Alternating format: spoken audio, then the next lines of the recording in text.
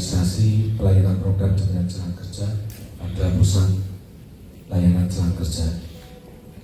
BPJS Ketenagakerjaan Kanwil Jateng dan DIY menggelar forum dengan melibatkan perwakilan perusahaan peserta dan rumah sakit yang bekerja sama dengan BPJS Ketenagakerjaan.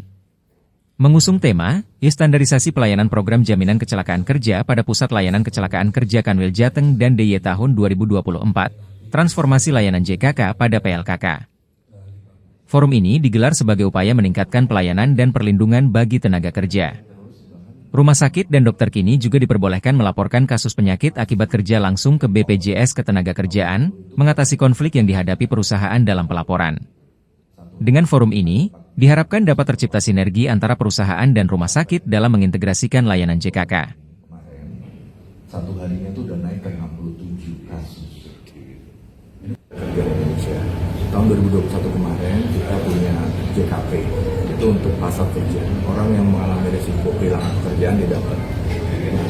Lalu sekarang kita tahun 2024 ini, kita mulai lagi transformasi tahap 2. JKK itu di tahun 2015 ada reformasi. Tapi di tahun 2024 kita lakukan reformasi baru dengan adanya PP 49 tahun 2023. Lalu muncul lagi Perban nomor 1 tahun 2024, Perban BPJS Ketenagakerjaan.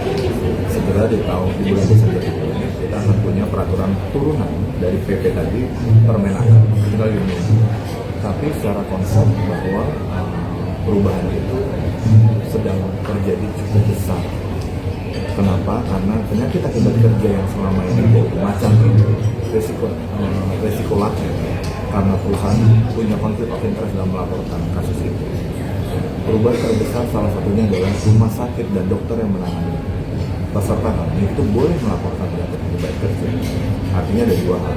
Pertama, literasi kami kepada para pelaku kesehatan, dokter, rumah sakit dan juga perusahaan harus lebih masif supaya dokter bisa benar-benar mengenal apa sih kategori penyakit akibat kerja yang bisa dihadapi.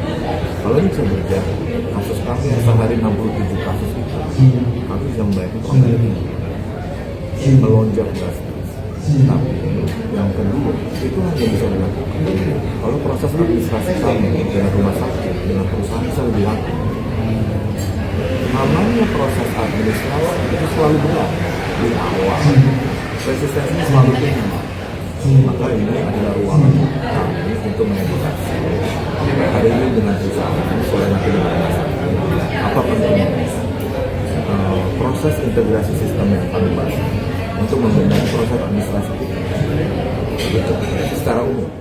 Download Tribun X sekarang, menghadirkan lokal menjadi Indonesia.